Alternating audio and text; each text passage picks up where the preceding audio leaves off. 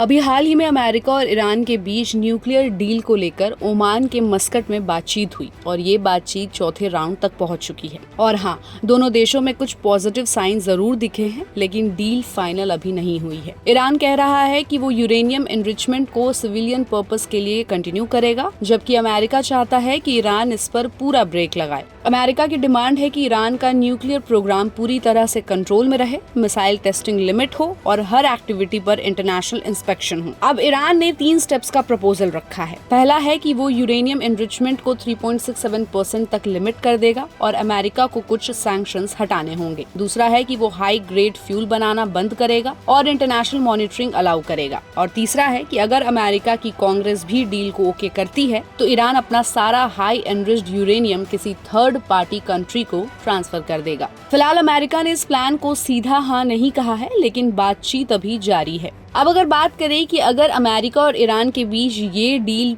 हो जाती है तो इसका असर इंडिया पर क्या होगा, तो सबसे पहली बात है कि एनर्जी सिक्योरिटी। भारत अपनी जरूरत का 80% से ज्यादा ऑयल बाहर से इंपोर्ट करता है। पहले ईरान इंडिया के लिए एक चिप और रिलायबल सोर्स था, लेकिन जब से अमेरिका ने ईरान पर सैंक्शन लगाए हैं, इंडिया को ईरान से तेल लेना बंद करना पड़ा। अगर डील हो जाती है और सैंक्शंस हटते हैं तो इंडिया फिर से ईरान से सस्ता तेल खरीद सकता है और इससे हमारे ऑयल इंपोर्ट बिल में कटौती होगी और एनर्जी सेक्टर को एक बूस्ट मिलेगा। दूसरा है चाबार पोर्ट और कनेक्टिविटी। चाबार पोर्ट इंडिया का एक स्ट्रेटेजिक प्रोजेक्ट है और इससे भारत, अफगानिस्तान और सेंट्रल एशिया तक पाकिस्तान को बाईपास करके सीधा पहुंच सकता है, लेकिन सैंक्शंस की वजह से इसका डेवलपमेंट स्लो हो गया है। और अगर डील फाइनल हो जाती है तो इंडिया इस पोर्ट में और तेजी से इन्वेस्ट कर पाएगा और पूरे रीजन में अपना ट्रेड नेटवर्क स्ट्रॉन्ग बना सकेगा। और तीसरा है जियोपॉलिटिकल स्ट्रैटेजी। ईरान से अच्छे रिलेशंस इंडिया को चीन के इन्फ्लुएंस को बैलेंस करने में हेल्प कर सकते हैं,